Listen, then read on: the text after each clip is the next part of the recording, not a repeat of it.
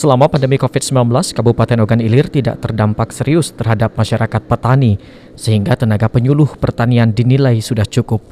Kepala Kelompok Jabatan Fungsional atau KJM Penyuluhan Pertanian Kabupaten Ogan Ilir mengatakan, dari tahun sebelumnya pada saat penerimaan 1.000 penyuluh pertanian tingkat provinsi Kabupaten Ogan Ilir hanya mengajukan penambahan sebanyak 12 orang.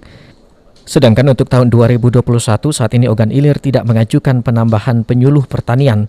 Hal ini dikarenakan tenaga penyuluh yang ada di Kabupaten Ogan Ilir sudah mencukupi.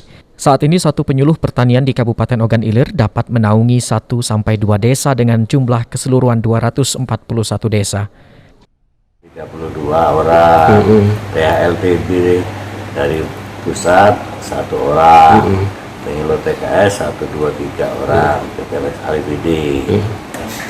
Nah, PPEP penyuluh kemarin dapat 12 orang. Untuk tahun kemarin, Pak? Tahun ini, tahun ini kan, tapi pada periode pertama kemarin kan. Terus PPEP PUPT 12 orang, PPEP benih 3 orang. Itu sudah mencukupi belum? Kalau untuk penyuluh cukup, berdasarkan dengan jumlah desa 241 desa ini kan.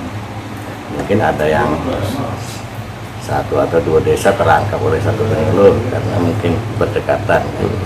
Potensinya juga kan, kelompoknya juga kan di situ. Nah, tidak mengajukan ke. Nah, untuk yang 400 ini kalau rapat kemarin di provinsi, menurut pemerintah juga di kepala dinas yang lama juga tidak usah minta karena sudah cukup.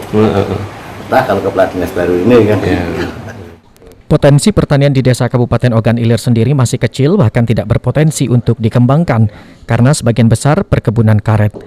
Sedangkan total penyuluh pertanian di Kabupaten Ogan Ilir sebanyak 132 orang terdiri dari pengetatan P3K sebanyak 32 orang dan sisanya merupakan tenaga penyuluh honorer dan PHL.